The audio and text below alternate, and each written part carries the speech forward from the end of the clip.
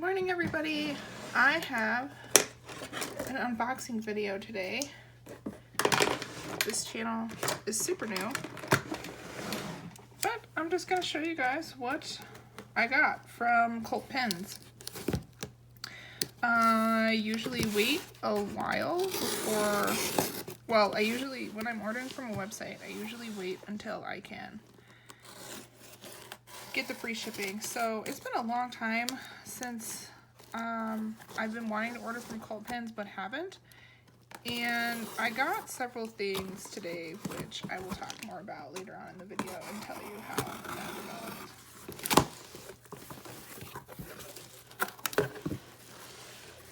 So the first thing I actually got was this book here. This is the Fabriano Vergatone book, Cuaderno sketchbook. This is the first thing that I wanted from them, and they're really the only place that I could find that carries this. I found out about this from Irit Landgraf's channel. She uses these in her watercolor, and we have very different styles, but this paper and this notebook overall really appealed to me when I saw it on her channel, and the texture that the watercolor makes on the paper looks very gorgeous. If you want to go check that out over what she does with them. Right now I make my own sketchbooks out of Fabriano Artistico paper, and I was hoping that this one would be an easy convenient store-bought version when I don't have time to make them, or just for, you know, convenience sake. I do like bookbinding, but I started making my own because I couldn't find the kind of paper I wanted. So, and I'm still working on the binding process. So having a store-bought one would be very nice. And this paper, now that I'm seeing it in person, is just absolutely gorgeous, and the texture is absolutely gorgeous. So I'm very excited about this one. I got the 15 by 21 inch, and it's, you know, a regular A5 size. So that's going to be fabulous. The second thing I got, which has also been on my list for a very long time, is the Opus 88 Halo fountain pen, and it comes in this gorgeous packaging. It's pretty expensive. So I use fountain pens a lot for drawing, and the reason that I was so interested in this Halo, or in the Opus 88 brand, is because they have a certain mechanism inside that's a stopper for traveling that won't let the ink leak out. This packaging, look at that. That is gorgeous.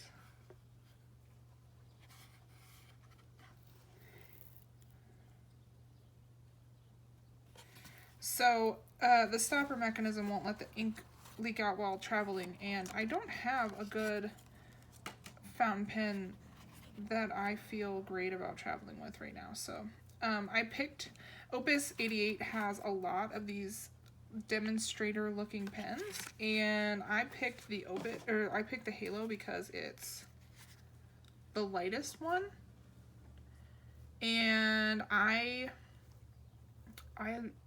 hand gets tired if I'm holding a heavy pen for too long, and so the reason I didn't buy any of the Opuses sooner is because I thought that they would be too heavy. I was looking at the specs on the demonstrator and the Jazz, and I didn't know they had a lighter version. So this Halo is the lighter version. Let's just see what it comes with. Gorgeous textured paper. Oh, it's a book. I thought this was gonna be like marketing materials, but it's a notebook. That's fantastic. Look at how gorgeous that is. Wow. I'm pleasantly surprised by that. So for this, I got the 1.5 millimeter stub nib. I currently use the parallel pen in a 1.5 for my for one of my main drawing pens. I love this. And originally why I was so interested in these opuses is because you're supposed to be able to make a direct swap between these parallel nibs and these opuses.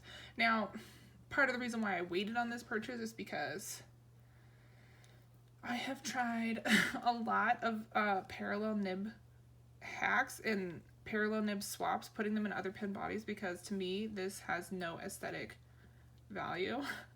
And I do not like this shape. I don't like how this looks, but this is one of my two key drawing pens that I always have with me, because this nib is spectacular.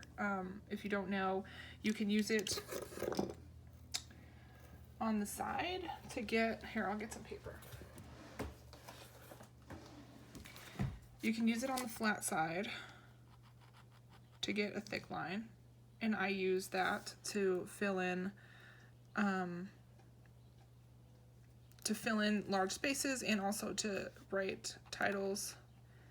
I have a, you know, hand font. It's not called a font when it's handwritten, maybe like a script, but this doesn't look like a script to me anyways. When I write all my titles in, it looks better than that when I'm not trying to hold this book up.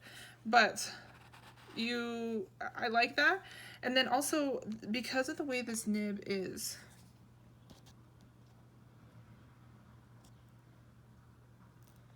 if I can get this to focus, it has two metal slats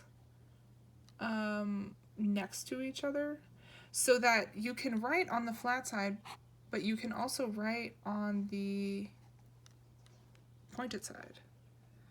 And so what I've done is I've sanded down one of these sides to get a bolder line, and then the side that it comes with is about a 0.5. It's between like a 0.5 and a 0.7 to me. And it's just great, because then you have essentially 3 pens in one. And so this is one of my main drawing pens, and I love these pens. And so originally not originally, but I have been trying pen swaps for a long time, and I can't find anything that doesn't leak into the cap out. Just when you eyedropper fill it and have that modified parallel nib in there, if you hold it this way, ooh, that's pretty. If you hold it nib down for any length of time, it just leaks into the cap. So, fingers crossed for that. And then the last thing I got in this purchase was, I used the rest of my, I needed to get to $135 for the shipping to the US to be free. And so I just, this was around $80. I got it on sale. And this was, my notebook was about $25.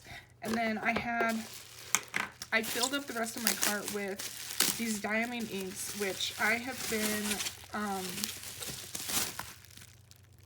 I had heard about them on Reddit, that they were only like $2.65 a piece for these 30 milliliter inks. And so I had been thinking that I should get some just for, inks to play around with, and also it's really fun to test out new colors and stuff. And I currently don't have too many fountain pen inks. I have my D Atramentus set. I'm gonna get something over here to show you guys. I have my D Atramentus set of document inks, which are the waterproof inks that I use for sketching. And then these are essentially all the other inks that I currently have. I have a couple more like little bottles, but this is most of it. I got a bunch of samples from Goulet pens a while ago, and I just had the most fun with these. So I've been wanting to get some more inks for a while. I knew I would get another sample set at some point, and I think I'm done. For me, sampling a bunch of inks isn't like if they weren't waterproof, then sampling a bunch of inks would be a passion in itself. But all of these inks, to me, I never end up using them in my art, or not never, but I don't end up using them in my art as much because they're not waterproof, and I just think that they are too fragile. I'll draw with them, and then, here, I'll show you guys. I'll draw with them, and then my drawing will get messed up because, you know, smudging and all this stuff. Like, these drawings looked pristine when I first did them, and now they are not pristine because this was one of the sheening inks that I got in that sample set.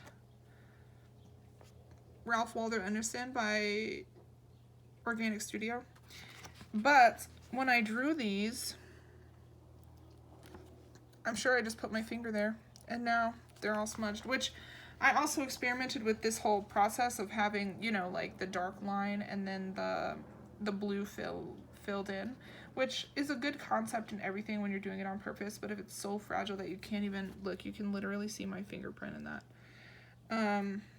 For me, I'm too, not rough, but uncareful with my sketches after they go in there, and I just really like the idea of having a bulletproof, waterproof sketchbook that's not going to get ruined if I'm traveling with it or if I spill something on it. So that's my thing. I like waterproof, and none of these are waterproof, but they're gorgeous colors, and I figured I would definitely like use them in my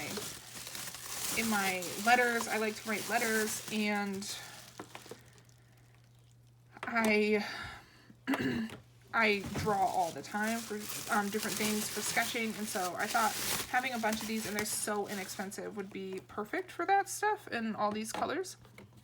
I essentially just kind of did a rainbow thing, and I got something from all around the color wheel as well as some good neutrals, so I have a ton of gorgeous options for sketch ink, which I will swatch out and really enjoy myself swatching them out. So I'm going to review all of this stuff more thoroughly after I've had a chance to use it.